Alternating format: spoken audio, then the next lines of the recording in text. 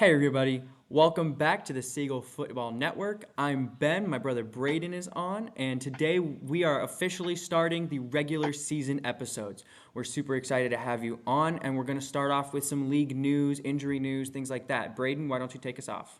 Yeah, absolutely. So we've got quite a long list of injuries to go through.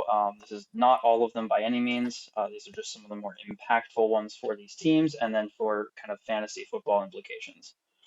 So starting off, the Dolphins running backs. Raheem Mostert has been declared out for their game on Thursday, and Devon Achane is questionable. So that's a situation to keep an eye on. There's a good chance that they'll have some other running backs stepping in to carry some of that workload for them as they take on the Bills. The Cardinals placed offensive tackle Jonah Williams on IR, so he's going to be done for a little while. The Panthers placed Derek Brown on IR. That's really unfortunate. I think he was really kind of one of the better players left on their team, especially after the trade of Brian Burns. So that's a really tough loss to see. The Chicago Bears, Keenan Allen and Rome Odunze, two of their wide receivers, are both listed as questionable and did not practice today. For the Cleveland Browns, they've got some O-line woes continuing. Tackles Jack Conklin and Jedrick Wills Jr. are both listed as questionable, as is their guard Joel Bitonio. So that's three of their five starting offensive linemen that are currently listed as questionable. For the Packers, obviously we had the massive injury to quarterback Jordan Love. Looked terrible. Fortunately, he is only considered to be out for probably 4-ish weeks with an MCL sprain and has not been placed on IR. Additionally, for the Packers, Josh Jacobs and Kenny Clark are both listed as questionable. For the Indianapolis Colts, cornerback Juju Brents has been placed on IR and is done for the season. That's really tough. I know we were talking about in the AFC deep dive, AFC South deep dive, him being one of their starting corners in an already not great secondary. This is definitely going to hurt them moving forward, I think. Two more wide receivers for the Rams. Puka Nacua has been placed on IR. I don't know when he's expected to come back, but that's a really tough loss for the Rams. For the Vikings, Jordan Addison is currently listed as questionable. For the Saints, we have two major defensive injuries. Tyrann Mathieu and Marshawn Lattimore are both listed as questionable. For the 49ers, Christian McCaffrey did not play on Monday against the Jets, is still listed questionable with his Achilles issue. For the Seahawks, running back Kenneth Walker is questionable with an abdominal injury. For the Buccaneers, they've had some major injuries to their secondary. Cornerback Zion McCollum and safety Josh Hayes are both listed as questionable. Safety Antoine Winfield is listed as doubtful, and they put cornerback Bryce Hall on injured reserve. So really, really tough. Four major injuries to the Buccaneers secondary. Ben, what are your thoughts on some of these injuries and which ones are going to be the most impactful? Yeah, some of the ones right off the bat that I kind of noticed is first of all, Derek Brown. As you mentioned, he's probably one of the most impactful players that Carolina has on their roster. Carolina, obviously, they got steamrolled last Sunday against the New Orleans Saints. We'll talk about that a little bit later. So obviously, losing Derek Brown in that being already not a very strong team is devastating. We wish Derek Brown the best because obviously, knee injuries are never anything to be trifled with. With the Browns, the offensive line woes, like you talked about, it's something that they dealt with all year last year, and they were hoping that this year it would look a little bit better, but obviously that's not the case. And they got also steamrolled by the Dallas Cowboys, definitely in part due to that offensive line being akin to a wet napkin. Deshaun would take the snap and look up, and he'd have a defender in his face within a second. Those backup offensive linemen are no better than they were last year, and as long as those offensive linemen are out, Cleveland's going to struggle offensively. Additionally, tight end Jake Ferguson for the Dallas Cowboys, he is a major part of their offense. It might not be a household name, but he's a very good blocker. He's great off the line as a wide tight end, catches a lot of passes. So if he's questionable, if he doesn't come in later, that could be a little bit concerning. For the Packers, obviously the big one is Jordan Love, that injury that he had in Sao Paulo, Brazil. Hope him the best. Their next 3 to 6 games is when he's expected to be out. And I was looking at those games earlier.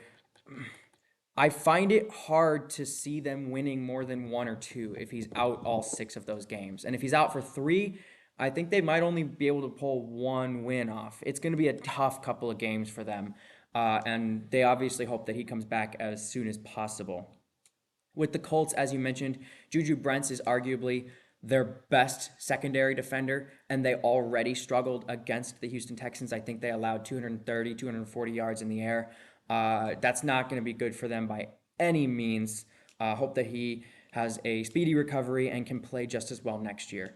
Finally, the big one that we saw is the 49ers. Did anybody expect any less from Shanahan to bring in some undrafted free agent running back that nobody really knows and make him look like prime Terrell Davis, right? Christian McCaffrey is a huge part of the 49ers offense, but without him, Jordan Mason did step in and do a lot of good work. So I feel like we can be comfortable with McCaffrey being questionable, but obviously the 49ers offense is better with him on the field. The last one, Buccaneers. Devastating, devastating. We'll talk about that a little bit later, but that is a horrible, horrible set of injuries for them. Yeah, for sure.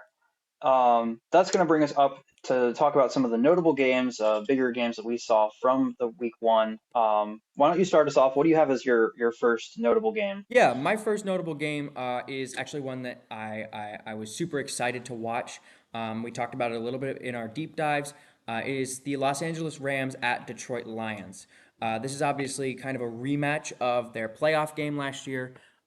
We talked about kind of some of the weaknesses that Detroit showed despite the fact that they won. One of the biggest ones being that they allowed nearly 400 yards to Matthew Stafford and the Rams.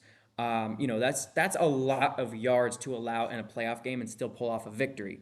But kind of what we talked about was like, hey, are the Lions going to be able to solve their secondary issues? And I think that this game really showed that they can, and they did. This game was very, very defense focused, which I don't think anybody really expected. Everybody expected this to be a shootout. Jared Goff versus Matthew Stafford, passathon for the ages. But it was very, very defensive. It was hard for them to move the ball, especially through the air. The offseason clearly served the Rams defense very well. Last year, they were super young, super inexperienced, but they've learned a lot of lessons, obviously, and they came out swinging real early against Detroit, showed them they were not to be trifled with. Detroit kind of did the same. They worked on their defense during the 2023 or the 2024 offseason, excuse me, especially that secondary. They drafted Terrion Arnold. He played like a rookie on Sunday night, but he did show flashes. There were times where he gave up a big penalty or he, gave up a big play over his head, but he did show flashes. He did show that he's going to be a solid corner. The trade for Carlton Davis, it's definitely going to pay off. It showed early dividends against Los Angeles. He did go out with an injury about three-quarters of the way through, but he's going to continue to serve the Lions very well in this chase for a ring. And then finally, I mentioned in the NFC North episode, cornerback Amik Robertson. He was a Las Vegas Raider for the last couple of years. He was one of my favorite signings for Detroit. I kind of saw it as a dark horse, if you will. I think he really showed strongly with his performance Sunday night in the slot. He was very strong against Puka and Cup when they were both in the slot.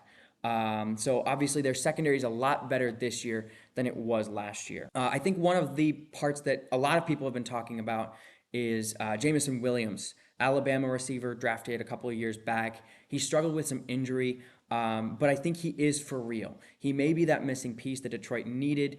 They had some weak depth at receiver, but if Amon-Ra and JMO can both stay healthy, it's going to be very, very tough to defend both receivers, Sam Laporta, and the two running backs in David Montgomery and Jahmyr Gibbs.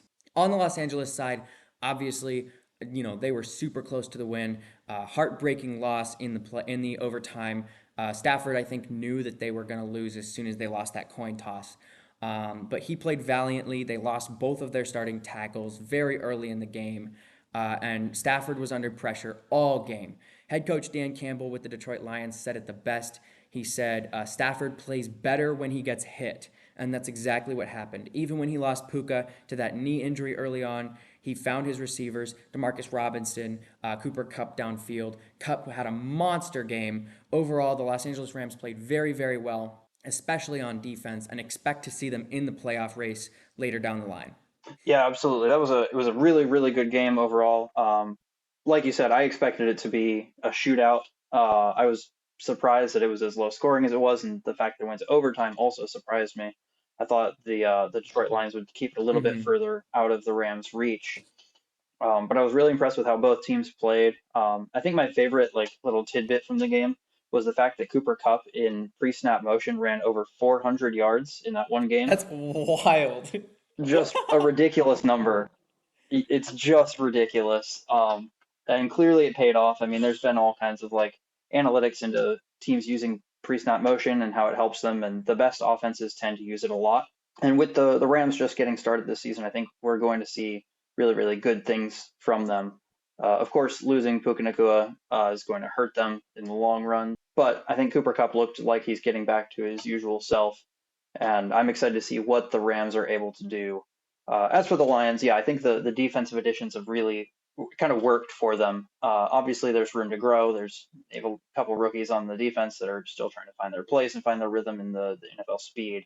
But overall, I think they're a, an improved team from last season, and they were close to the Super Bowl then. So I'm feeling pretty good about our prediction for them going to the Super Bowl. How about you? Still feeling pretty good Hey, there? I mean, I hold to what I said well early. I said that Baltimore and Detroit are the two most complete rosters in the NFL. And I hold to that even with the kind of rough outing that Baltimore had in the season opener. Hmm. All right. The first game that I ended up picking for as a notable game, it might not seem like the most notable game to a lot of people, but I ended up picking Carolina at New Orleans. New Orleans had the highest score by any team in Week 1, and I think that really surprised almost everyone. I don't know that anyone really expected that from New Orleans, even against Carolina. Derek Carr was efficient, not anything extreme, but he was efficient. Went 19 of 23 for 200 yards and 3 touchdowns with no interceptions. Those 3 touchdowns went to Rashid Shaheed, Foster Moreau, and Jawan Johnson. Then Jamal Williams and Alvin Kamara each tacked on a touchdown on the ground. Mm. Their defense was solid. They came away with 2 interceptions, had a fumble recovery, 4 sacks, and a total of 4 tackles for loss. Overall, just a solid game from the Saints. Oh, their defense was solid. They had four It's exactly sacks. what we want to see from this team. We want to see them scoring points, being efficient, not making stupid mistakes. But there are some concerns for them as well.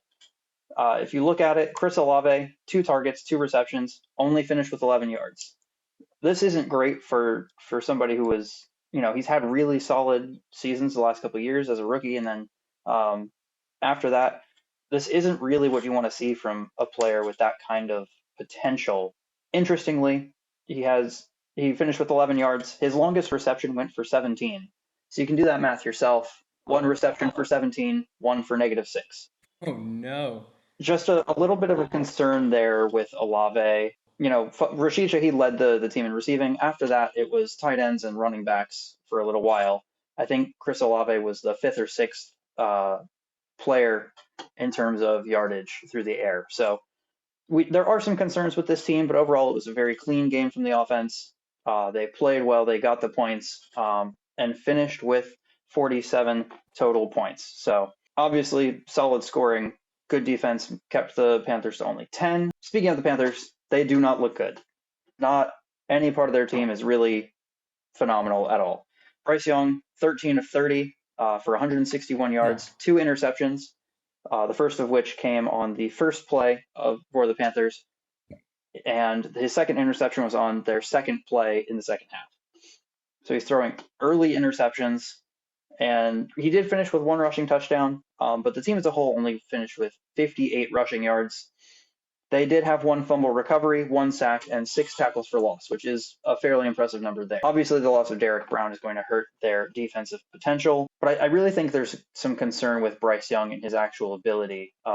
What are your thoughts on that game and kind of what's going on with the Panthers? Yeah, I mean, first of all, to kind of hit on what you talked about with the New Orleans Saints, I think a lot of people before the season, I mean, me included, talked a lot about, hey, New Orleans is doing this whole like competitive rebuild thing, and they've been doing this for like 4 years, since like the last couple of years of Sean Payton, and they're just buried in so much cap issues, and they have so many like aging players on that roster. Everybody was like, just tear it down, just tear it down.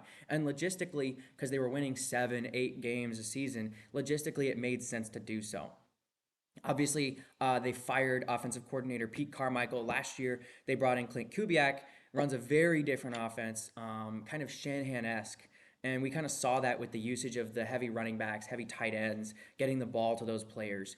And I think that it could be very good for somebody like Derek Carr, who for a while has floated in this middling ground of like good quarterback, not great quarterback, not bad quarterback kind of area. No shame on Derek Carr. No hate to him. He's a good quarterback, but he can't get over that hump of very good. And so bringing in a quarterback-friendly offensive coordinator is going to be very good for him. And we kind of saw that against the Panthers, though a concern is it was against the Panthers, right? That's both a plus and a minus because obviously it gives you a really good game to show off your strength early in the season, but at the same time, what's going to happen when they face a really strong defense down the line? That's a question that remains unanswered and that we will only see as time moves forward. As for the Panthers, yeah, I'm a little bit disappointed. I think I talked pretty highly of new head coach Dave Canales, the former offensive coordinator of both the Tampa Bay Buccaneers and the Seattle Seahawks.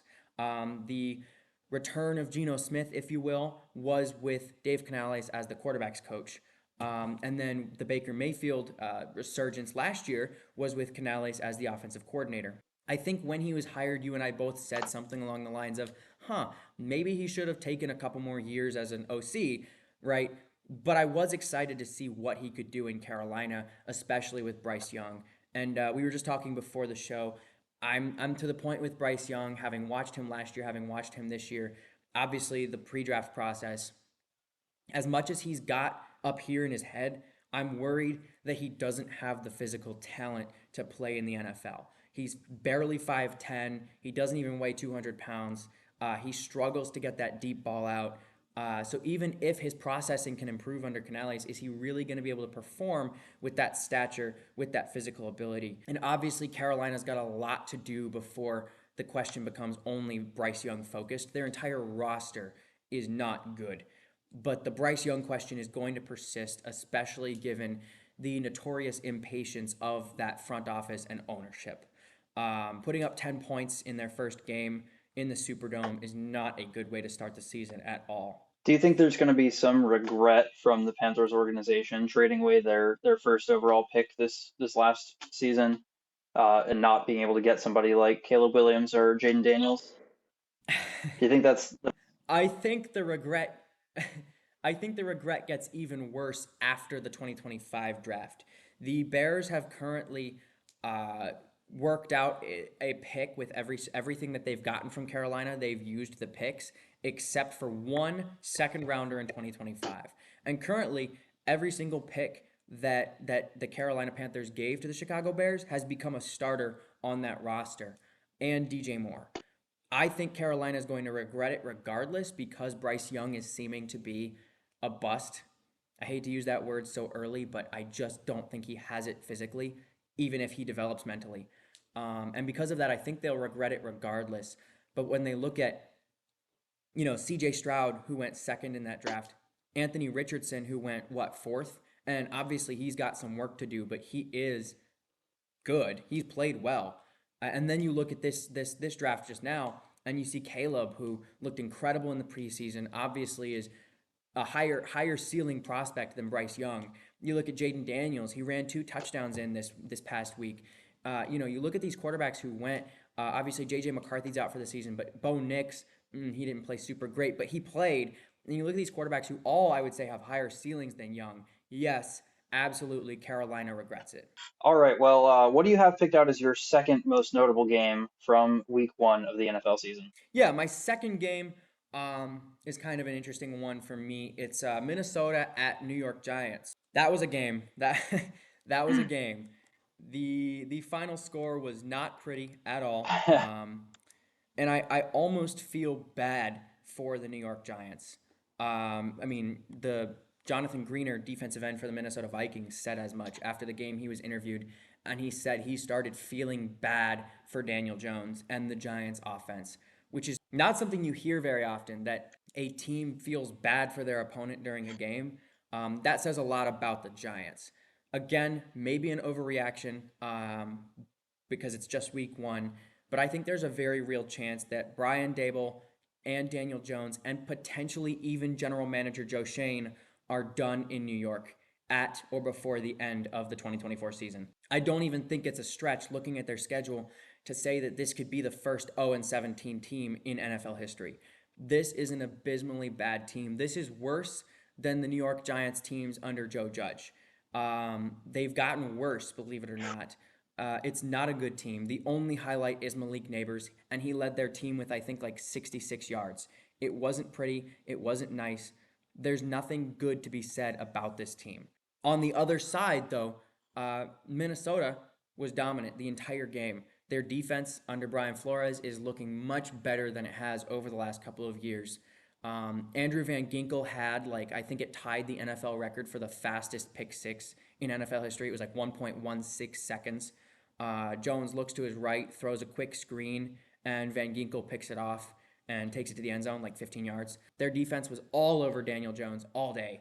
But even more exciting, in my opinion, was the Minnesota offense.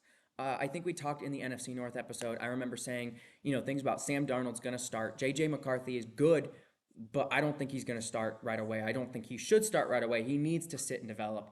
And in that, I kind of talked about Sam Darnold and how he never really had a chance, similar to Baker Mayfield, going through these bad teams, being picked really high, too much expectations on him, and finally getting a chance to learn under somebody in a good offense.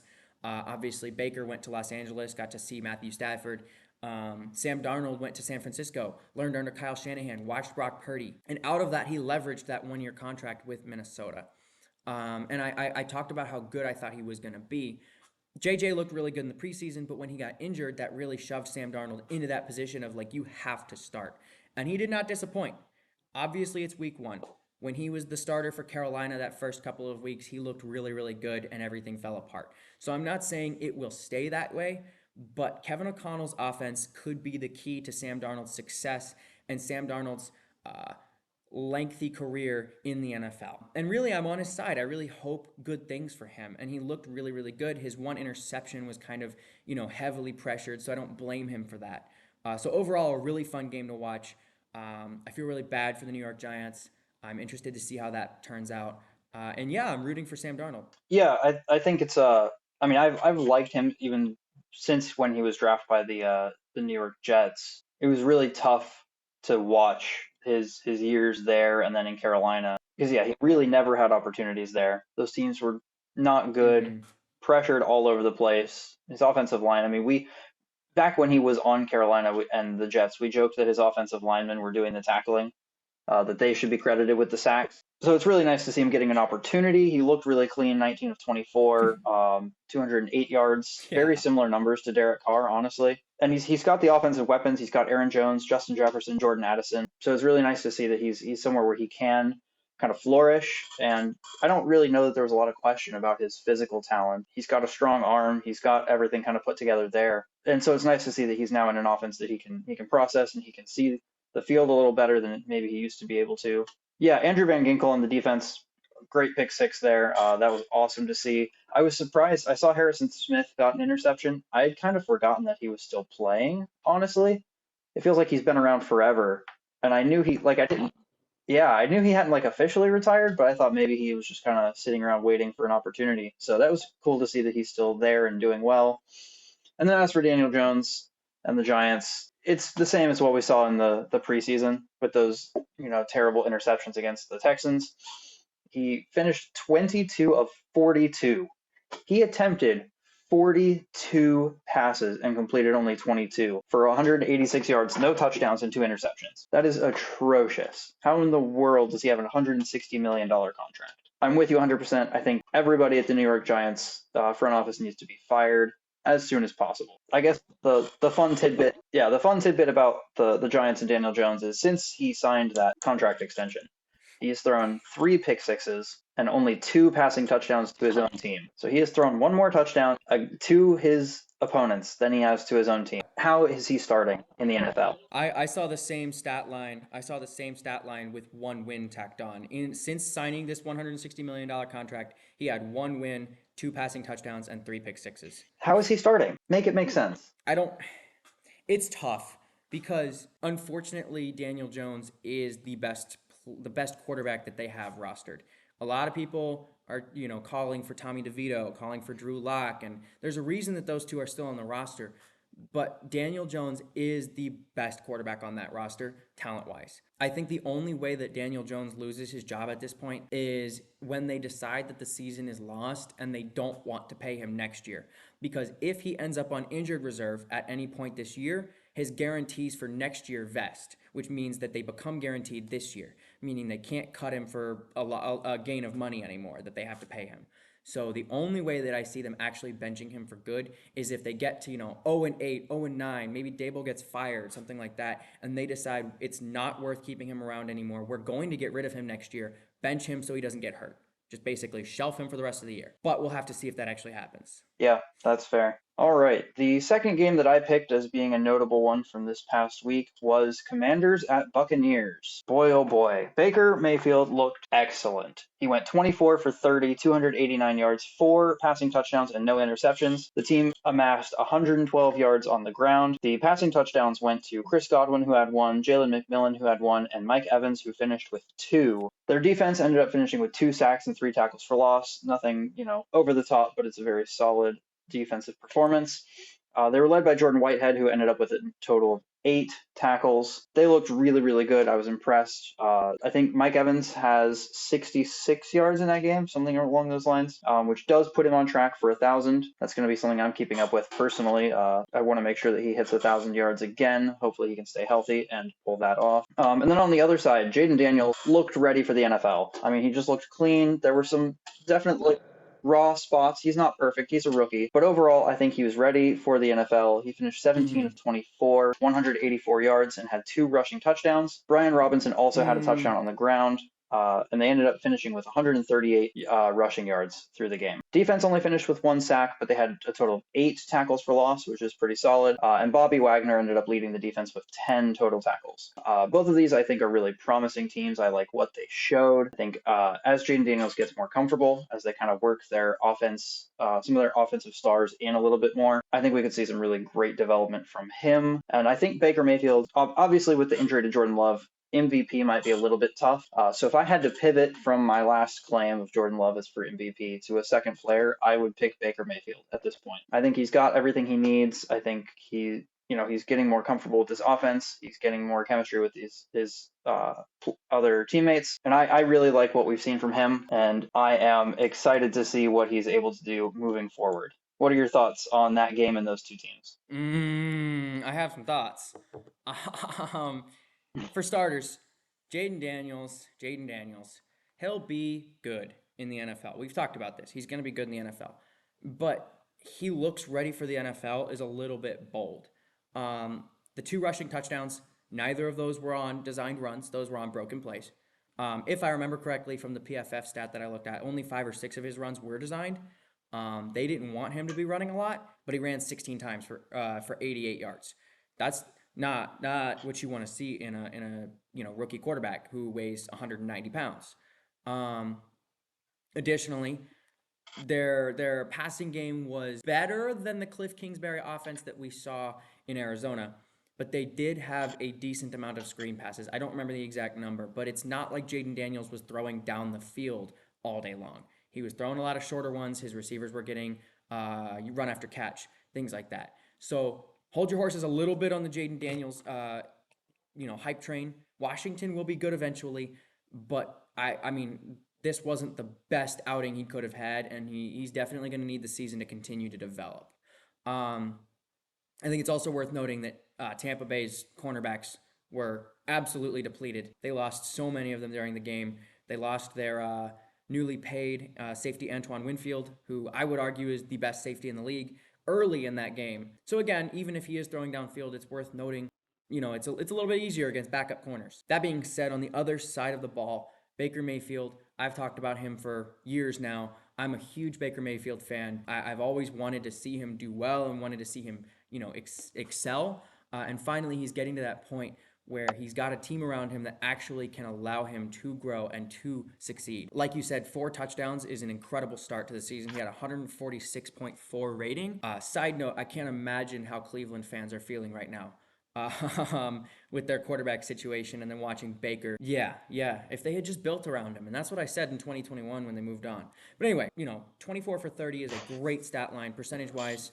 Um, their offense is not going to have many issues this year. What I'm worried about with Tampa is their defense. The fact that they are now down two or three corners and potentially a safety for at least a game, potentially two, potentially more than that, is not good. Bryce Hall, like you said, was placed on season-ending IR, and he's one of their starters. He's a good starter. This is not a good start in terms of health for the Tampa Bay Buccaneers. If the Bucs can stay healthy, I think they genuinely make a competitive move for the Super Bowl. I think that they stay in that conversation pretty late in the season. But it's all up to health, and it's all up to how this defense performs, because their offense, it's set. It's set. Yeah, I agree completely. All right, let's move into some fantasy football analysis. Let's talk about some players who we think who are kind of on the rise, some who are on the fall, and then a couple players we think are overrated or underrated when it comes to fantasy football. I'll kick us off. One of the players I think is on the rise is one of the players we were just talking about, Baker Mayfield. I think if you look at his average draft position, he was being drafted around 160 in PPR leagues, and he's only rostered on 37% of Yahoo leagues and 31% of ESPN leagues, and he's now the quarterback two, I believe, in PPR ratings. That is ridiculous. Obviously, there's room for that to kind of settle out. He could. I don't know that he's going to have 4 touchdowns every single game. I think that's pretty unlikely. Um, but still, for him to be drafted so low and be rostered on so many few leagues, I think he's going to be somebody that we see popping up more and getting a lot of waiver claims put in for. Yeah. One of my risers is Baltimore tight end Isaiah Likely. He played in that season opener. I think everybody kind of saw him go for what was it, like 111 yards, and that's crazy for a fourth round tight end who never put up more than 400 in a season before that. But I think a lot of things are changing with Baltimore that are going to cause this to happen. First of all, one of the first things that you'll notice is the offense is changing. With their new offensive coordinator, they're liking to split out that tight end in the Y spot a little bit more rather than in line.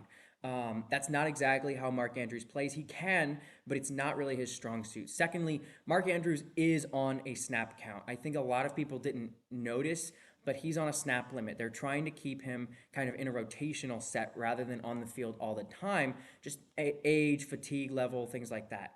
They want to have him healthy all season, so they're not going to play him 100% of the snaps. So that's where Isaiah Likely comes in. Likely is built like a large receiver. He's not built like a tight end. And that is going to become very useful for Lamar Jackson throughout the season because unfortunately, as we talked about in the deep dive, that is their weakest position on their roster is receiver. Zay Flowers proved that he could be good, but he's not really that X receiver. Rashad Bateman was supposed to be, but very clearly is not and will not be that X receiver. They don't have that player. So Lamar is going to start defaulting to another large target that he knows can get the yards that he needs, and that's going to be Isaiah Likely. The rest of this season, I expect Likely to be a high volume, high potential player. Lots of red zone threat, so lots of touchdowns, scoring on that end. And like I said, high volume in your PPR leagues, that's going to be great for receptions.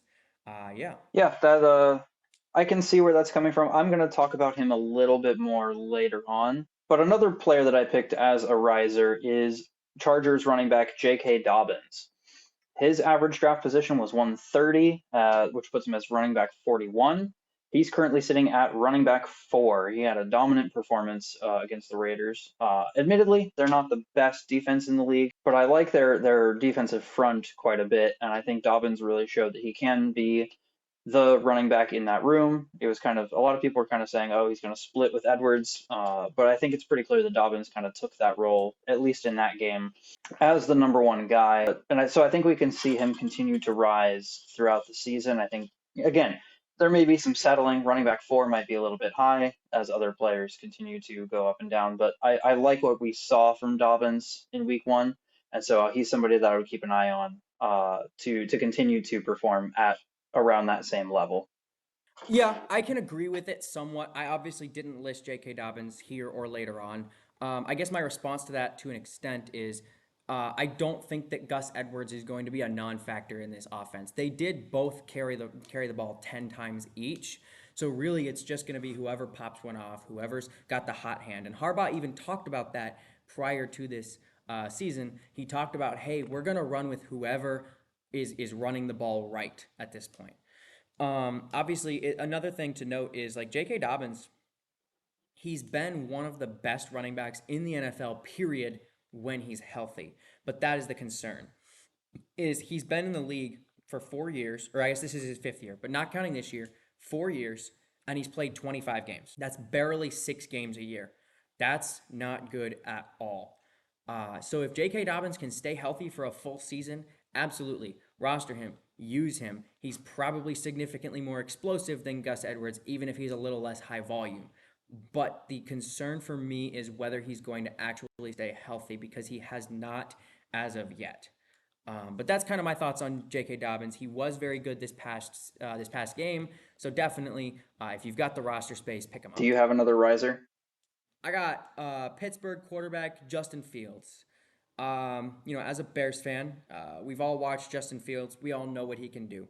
He is not an elite number one, start him every week type of quarterback. But while he does kind of tide over Russell Wilson while he's dealing with this calf injury, he is going to be a decent value in your offensive position or offensive player position or in double QB leagues because he does have that rushing potential. I don't expect him to throw a lot of touchdowns, rush in many. He'll get some, but what he's really going to do is that rushing yards potential, that explosive ability that he has with his legs. It does give you just a little bit of a boost for your roster. So I think he is rising as long as he remains the starter. So he's somebody to keep an eye on for sure because he's rostered in very, very few leagues right now. Yeah, Russell Wilson is listed as questionable for this week. I would guess Justin Fields is going to play again, but it does look like Russell Wilson's eyeing coming back pretty soon. So definitely one to track. So Mike Tomlin already said that Justin Fields is likely to start week 2. So Gotcha.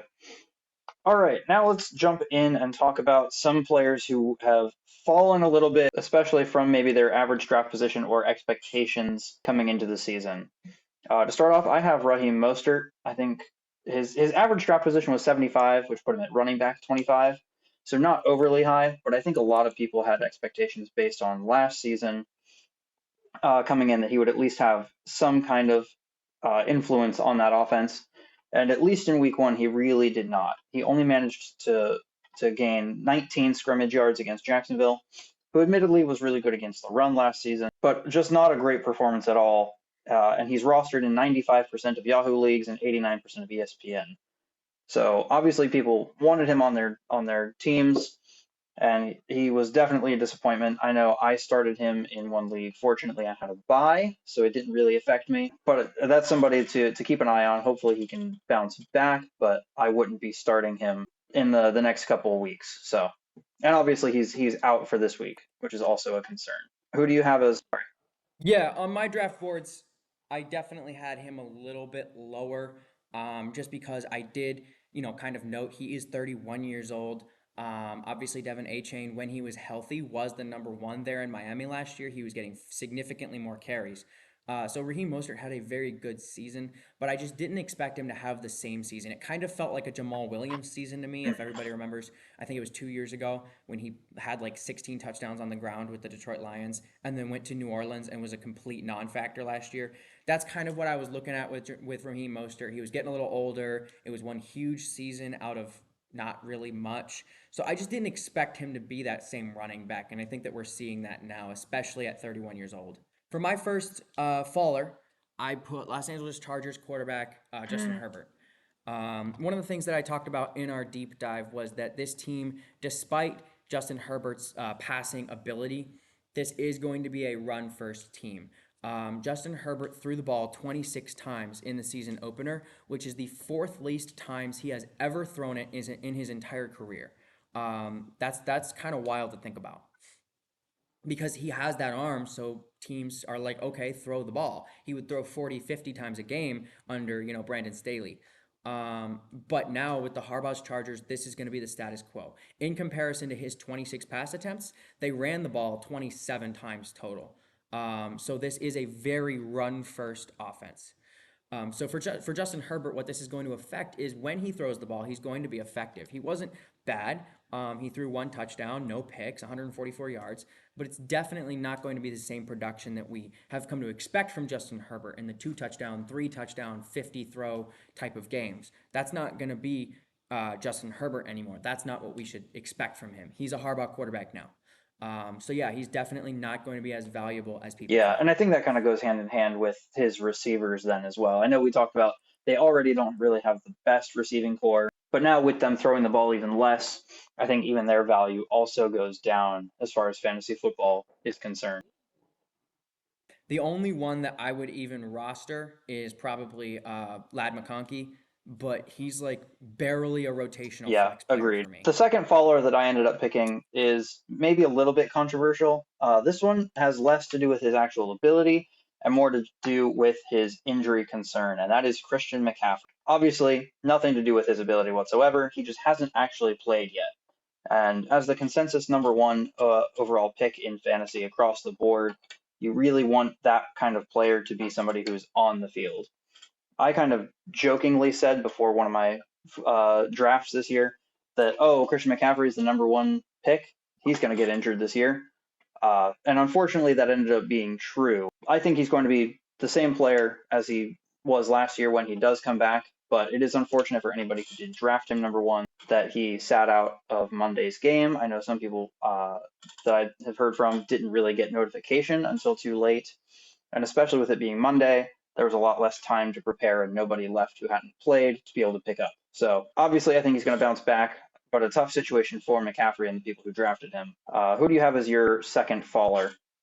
Yeah, so I have Cleveland Browns quarterback Deshaun Watson. And for today's episode, we're going to focus entirely on field production and on field situations, that is. But for Deshaun Watson, obviously his offensive line was falling apart. I likened it to a wet napkin earlier. Some would say five turnstiles. They're not good. And Watson suffered from that. But even beyond his offensive line, I think that Deshaun Watson is a shell of that 2019 2020 MVP level player that he was. That year of suspension, or that year of sitting on the Houston Texans bench, and then that 8 game suspension, however long it was, has really clearly affected him. I'm not sure if he's ever going to reach the level that he was before. I personally was never going to draft Deshaun Watson to start with, just given how he performed last year, how he has performed really since he sat on that bench for a full year. I just wasn't super impressed with him as a quarterback anymore. But now more than ever, do not draft Deshaun Watson. Do not play Deshaun Watson. At this point, if Cleveland benches him, I wouldn't be entirely surprised. So yeah, he's definitely my second Yeah, faller. that makes a lot of sense. Okay, let's get into players that we think are maybe a little bit overrated as far as fantasy goes. I actually have two Baltimore Ravens here, but both with question marks. I'm not fully convinced at this point that they're overrated. I think it may have had more to do with their opponent in week one, and those players are Isaiah Likely and Derrick Henry. With Isaiah Likely, obviously everything you said is totally accurate. He did line up in the Y spot a lot that game. Yes, Mark Andrews is on a snap count, though it is worth noting that Mark Andrews actually had more snaps than Isaiah Likely did, and I believe he ran more routes than Isaiah Likely did, but didn't get the targets, didn't get the looks. I think part of that is he's still recovering from injury, but I think another part of that is that the Chiefs kind of covered him really, really well. They were really focused on Isaiah Likely. Their linebacking group is pretty good. I saw some times where he was double covered. They really did not want Mark Andrews getting the ball, and so they made sure that was going to happen.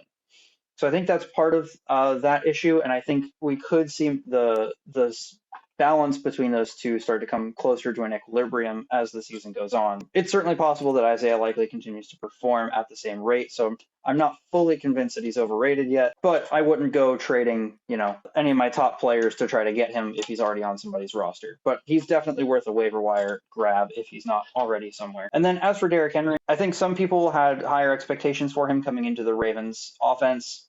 Obviously, he's been one of the most dominant running backs in the league for the last 4 or 5 years. And For sure. he's coming into a solid offense. People are saying, oh, what are you going to do? Who are you going to defend against, Lamar Jackson or Derrick Henry?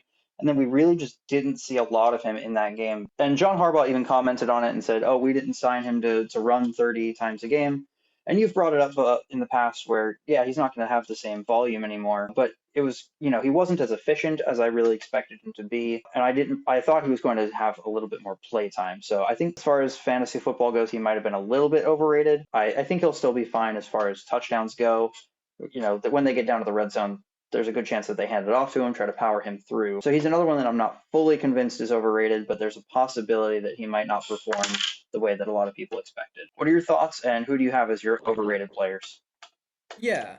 Yeah, Derrick Henry is one of those gray area players in fantasy that a lot of people struggle with or like tend to like get wrong, if you will.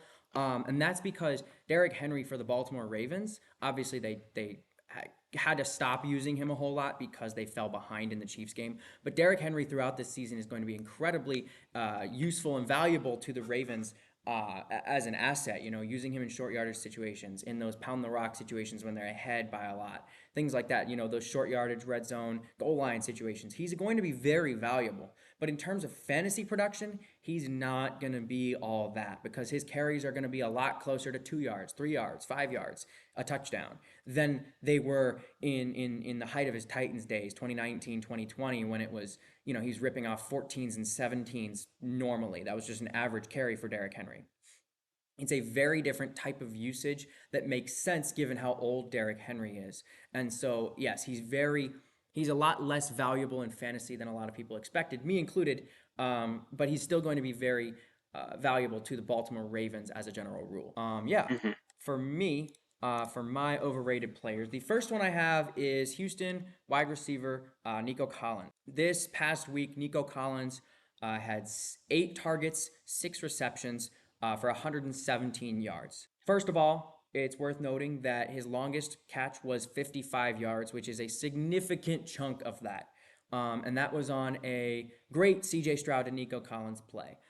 But I no, it's not that I don't believe. I know Nico Collins is not even close to the number one, even close to the first target in this offense. He's not going to continue to produce at that level week to week. So while Nico Collins is a good receiver for the Houston Texans, similar to Derrick Henry, he's a playmaker for them, and he is CJ Stroud's, he's down there somewhere, pass catcher.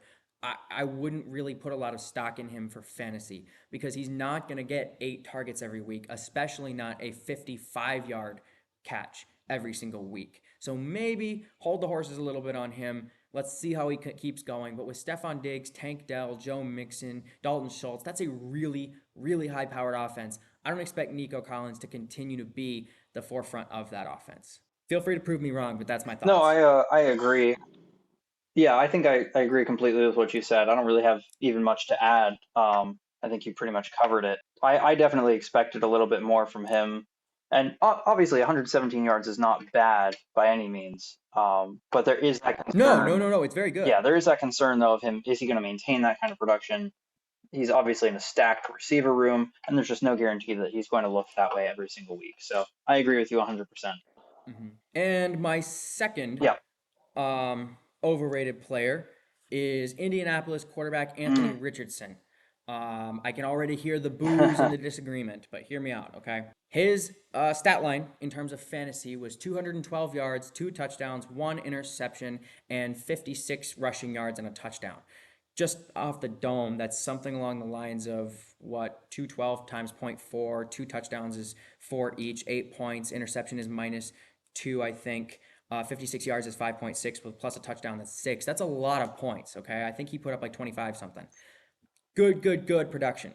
Why are we saying Anthony Richardson is overrated? Because first of all, he was 9 for 19. That's 9 completions, 19 attempts. That's not consistency. And even if you put 212 yards up on those 9 completions, that's not consistent. If he's under 50% completions, we shouldn't really be trusting that. Second, he did throw an interception. Obviously, he threw 2 touchdowns, but he did throw that pick. Third, his 2 longest passes were 54 and 60. Now, don't get me wrong, Anthony Richardson is an alien. He is built different. He's a completely different type of quarterback than the NFL has seen for a very long time. That arm talent is literally otherworldly. And it showed in both of those throws. I don't know if you went and watched those highlights, but they were incredible passes. But they don't Hmm. happen every week. They don't happen every week with any good quarterback. Josh Allen, Patrick Mahomes, they don't uncork those 70 yarders every single week. They just don't. And one of those plays was a broken play. That 60-yarder to Alec Pierce for a touchdown, that was a broken play. It didn't work out the way that Richardson or that anybody really drew it up. It just happened to work well. So that being said, if you take out the 60-yarder and the 54-yarder, that gives him a stat line of 7 for 17 for 98 yards. That's pedestrian. Is anybody rushing to go pick up Caleb Williams after his game against Tennessee? Absolutely not. So why are we rushing to pick up Anthony Richardson, who had 2 fluky plays that happened to go for long yardage and 2 touchdowns? I just don't see it as a very consistent producer. Sure, he rushes, and that's good. 5.6 with a touchdown. That's 11.6 yards just from rushing. Cool. But as a passer, I don't see him being a consistent commodity every single week. So be careful about your Anthony Richardson pickup, Yeah, everybody. again, I agree 100% with that assessment. I think he's been one of the least consistent and least accurate quarterbacks in the NFL in his short play time. Well, and being fair on an NFL side, I don't remember the exact numbers, but off the top of my head, he started like 6 games in high school, 8 games in college, and is now in the NFL as a first round pick. So Right. being fair, like he is still developing as an NFL player. Yeah, But fantasy wise, there's a lot to be wished absolutely. for. That'll bring us up to the players that we feel are kind of underrated as far as fantasy football goes. I'm going to start off with Aaron Jones, running back for the Minnesota Vikings. I think he's currently sitting at running back 10. Obviously, his age has also been a little bit of a concern, but I don't know that people really saw him being as good as running back 10 if he manages to sustain that. He seemed efficient on the ground, finished with a touchdown. I think his production is going to continue to be similar to that. Obviously, if Sam Darnold does start having some down games, they'll be able to rely on him a little bit more. And he did play a pretty decent part in the passing game, which is always good in PPR leagues. So I think Aaron Jones is going to be a player to keep an eye on there. Who do you have as your first underrated Mm-hmm. player? Yeah, so mine also comes from Minnesota. I've already gushed extensively on this player, but I'm going to gush some more. My underrated pick is Minnesota quarterback Sam Darnold. I talked about it Hmm. in the NFC North episode. Sam Darnold finally has a competent offensive line and competent receivers and a competent running back and a competent offensive play caller. He's got people who actually care about him for the first time in his career, similar to Baker Mayfield's ascent last year. Seeing that happen, why didn't we expect Sam Darnold to put up good stats when he's throwing to Justin Jefferson, Jordan Addison, and Aaron Jones, right? And wait until TJ Hawkinson comes back. That's going to be great for him too. Sam Darnold is not your number one quarterback in the league. His rushing stats definitely aren't, top tier or anything like that, but his passing is going to be consistent pretty much every week, and I'm willing to put money on that. Sam Darnold is an underrated player in this league. He's not great, but he's a good pickup for a bye week. If your quarterback is underperforming, maybe you rode the Dave Canales high and picked Bryce Young. Go pick up Sam Darnold. Please go pick up Sam Yeah, Darnold. I think he's currently ranked as the number 15 quarterback as well. So, I mean, top half is great, especially if you did end up picking somebody like Bryce Mm-hmm. Young, or maybe you have Aaron Rodgers and you're looking to upgrade somewhere like that as well. I think that'd be a pretty good pickup. Yeah, I wouldn't be so quick to give up on Aaron Rodgers yet. He definitely showed some flashes of being his 2022 self again. It was against the 49ers. Give him some games against, less good defenses and I think we'll Yeah, start to it's see the certainly same player. possible. If you're in need of a backup to, I think Sam Darnold's a great option to pick up there. My second underrated player is wide receiver Rashee Rice. Didn't have a touchdown in their week one game. Did not really matter. He finished with, I want to say, 17 points, I think, which is pretty solid for not having a touchdown in an offense that I think is going to end up scoring more touchdowns as time goes on. Yeah. He had seven. Yeah, now imagine if he had put a touchdown Yeah, on that. 23 points? yeah, absolutely. I mean, 23 points for a receiver? seven receptions, yeah, 7 receptions, 103 yards. So that's 17.3 points there. He looked just efficient. He was catching the ball well. He was running a lot of shorter routes and getting run after catch, which is always a good sign. I didn't hear like a whole lot of talk about him being the top receiver target, So I think he's definitely somebody to keep an eye on. I would be starting him if he was on one of my rosters. I think he has an opportunity to be a really, really solid wide receiver in fantasy football this season, purely based on receptions and yards. And I have a feeling he's going to tack some touchdowns on as well. So, what are your thoughts on who's your second underrated player? Yeah, I agree totally. Obviously, we talked about Kansas City not really having that number one receiver outside of like Travis Kelsey, but it seems like Rashee Rice. Well, no, it doesn't seem like we have seen it. It happened. Rashee Rice has really taken some steps forward in his development. It seems like he has a more full route tree now. He's actually running past the line of scrimmage a lot more. He's running a little deeper routes. It looks like he's better at ball handling now. And it seems like he's really paving that way to being the number one target as long as Xavier Worthy doesn't, develop really, really fast. But I think that Rashee Rice right now is that number one guy. And outside of Travis Kelsey, he's probably the highest volume player on that offense.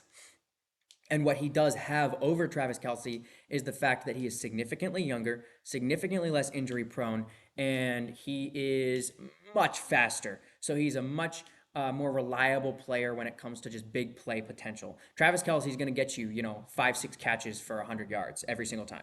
But Rashee Rice could get you, 4 catches for, 160 and 2 touchdowns because that's just the type of player that he is. He's just insanely fast, insanely explosive, and I think he's a really, really underrated player in fantasy. For my second player, it is another player that we've kind of talked about throughout tonight's episode, and that is Tampa Bay quarterback Baker Mayfield. Once again, last year he had that season that we're talking about Sam Darnold potentially having this year. He, showed everybody, showed all the haters that he's actually a true quarterback in this league who can compete. He has, in my opinion, genuinely, this is a Super Bowl level roster. Will they make it? I don't know. They got to play Detroit. They got to play Philadelphia. There's a lot of teams between them and the big game. But I think that this is the closest they've been since Tom Brady was on this roster. And Baker Mayfield is a huge part of that. In terms of fantasy, he's got plenty of receivers to throw to. Liam Cohen seemed to really lean on that run or on that pass game, excuse me, this past game, throwing to Mike Evans, Chris Godwin. They were both high profile players. Even Jalen McMillan, that rookie out of Washington, got a lot of targets. Rashad White is good out of the backfield. Baker's got a whole lot of targets, so he might not be very strong in the running game, but he's got a very strong offensive line, and it allows him to really sit back and survey that field and play to the offense. And I think that that's going to make him very valuable in our Yeah, fantasies. for sure. That wraps up our fantasy football segment, and the last thing that we have is game predictions for week two. So we each did predictions for week one. We both ended up finishing 12-4. Ben doesn't 100% believe me, but I did end up picking the Patriots over Cincinnati, which is one that he did miss out on. But we're going to keep track of who predicts Now, the games throughout the season the most accurately. We're currently tied 12-4 each. So let's kind of go through some of these games. I've picked out three specifically that one is one that I'm looking forward to watching the most. One is my risky pick of the week, which I kind of have done the last couple seasons, where I pick a game that maybe is against the odds a little bit, and then I have one that I think is going to be the biggest game to watch. But we'll kick it off. Let's start off with the first game, Thursday Night Football, Bills at Dolphins. Who do you have winning that game? I've got the Miami Dolphins winning that game. I think Buffalo's a really strong team, but I think that Miami and their offense is definitely going to just outscore them. Yeah, I agree. I also have the Dolphins winning. Um, I think the weaknesses in the Bills secondary especially are going to end up being what loses that game to the Dolphins. 49ers at Vikings. I have the 49ers. Yeah, for that game, I have the San Francisco 49ers All as right. well. Seahawks at Patriots. Once again, I have the Patriots winning. I was not impressed with the Seahawks this last week, and I think the Patriots defense is going to do enough to be able to win them that game. That is a risky pick. I think New England played really well against Cincinnati, but I think Seattle put on a decently good game against Denver, and I think they can beat New England All as well. right. So this next game is the one that I'm looking forward to watching the most, and that is Giants at Commanders. Obviously, I've been pretty high on the Commanders this offseason and week one. So I have the Commanders winning over the Giants. As everybody knows, I'm a little less high on the Commanders than him, but I also went the Commanders because I have zero faith in the Giants' ability to win any games All this right. year. Next up is Chargers at Panthers. I have the Chargers taking that one. Who do you have? I I also have the All Chargers. right. Then we have my risky pick of the week. Here we go. Saints at Cowboys. I think Derek Carr and the Saints keep the momentum going forward, Oh and I think no. they beat the Cowboys by just a smidge in week two. No. No. No, the Cowboys were undefeated at home last year until the playoffs. They are not losing to the Saints. I call the All Cowboys. right. Colts at Packers. I'm taking the Colts mostly because I have less than zero faith in Malik Willis as a starting quarterback. I also have the Colts. I think that the Colts are not a perfect team by far. They're not super strong overall, but Green Bay really relied heavily on Jordan Love in the loss to Philadelphia, and I think without him, they're going to suffer Next greatly. up is Browns at Jaguars. This one I really struggled with. I think both teams have their strengths. It was kind of hard to pick a team because I could see them kind of dragging this one out full brawl fest. But I ended up going with the Jacksonville Jaguars in this one. I also went with Jacksonville. I just don't see Cleveland being able to make any offense happen with that offensive line and Deshaun Watson playing on the All offense. right, Jets at Titans. I ended up going with the Jets. You and I disagree. I actually did pick the Titans here. I think the Jets, they had a pretty decent showing against the 49ers. Obviously, it was the 49ers. But at the same time, I think Tennessee played really lockdown defense against the Bears most of the game. And as long as the Jets defense is playing the way that they did this past week, I don't see them doing very well overall. Their defense is their strength. So I think Tennessee could pull off an All upset here. right. This next one is what I picked out as the biggest game to watch, and that is Buccaneers Lions. I ended up going with Detroit in this one. I think it's going to be kind of a shootout, but I think in the end, because of the injuries in the Buccaneers secondary, the Lions defense is going to end up being getting them to pull ahead. I agree. Even without the injuries, Detroit is just a higher scoring offense right now. And obviously, it's back to back rematches of the playoffs from last year. We kind of talked about that. And I think Detroit's going to repeat history for both Next games. up, we have Raiders at Ravens. I picked Baltimore to win this one. I also picked Baltimore. All right. Next is Rams at Cardinals. I went with the Rams. As much as I like the Cardinals, I think the Rams are a little bit better of a team right now. And there's also the fact that Kyler Murray is 1-6 or 1-7 against the Rams in his career. And I think that pattern is going to continue for this game. Yeah, the Cardinals are definitely on the rise. They showed it against Buffalo, but I just don't think they're ready to beat those powerhouse NFC teams yet. And Los Angeles is one of them. Alrighty. Next up is also a pretty big game. I almost picked it as the biggest game to watch, and that is the Cincinnati Bengals in Arrowhead against the Chiefs. Always a huge matchup. Unfortunately, I think the loss of T. Higgins and Tyler Boyd going into this game, and Jamar Chase having not practiced a ton, is going to give the Chiefs the edge. Yeah, I agree. I don't think much is going to be able to stop Kansas City this regular season. They showed that they were super powerful this year, and I think it's going to be a very similar season to the 2018 50 touchdown season that Patrick Mahomes had. So I also called the All Chiefs. right, next up is Steelers at Broncos. I'm going to take the Steelers. I think their defense is going to do kind of a similar thing to what the Seahawks did against Bo Nix and the Broncos last week. So I'm taking the Steelers beating Denver. Yeah, Bo Nix really struggled against pressure, heavy pressure. He's going to be a good quarterback in this league, but as long as he's going up against defenses with players like TJ Watt, it's going to be really tough to score points and not throw interceptions. So I think the defense is going to drag Justin Fields and the offense to another win. Alrighty, next up we have a rematch of the Hall of Fame game with the Chicago Bears at the Houston Texans. I'm going to take the Texans. I think their defense is it's not going to be as necessarily as effective as the Titans was. Obviously, like you said, they really locked down, but I think it's going to be good enough to slow down Caleb Williams and the offense and give the Texans the W.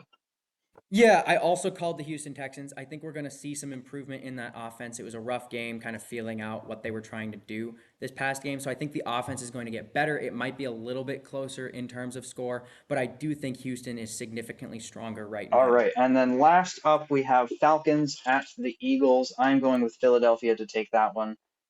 Kirk Cousins looked a little bit unsteady, and I think that's going to continue at least for a little bit before he finds his footing. Isn't it great to see Philadelphia doing well again?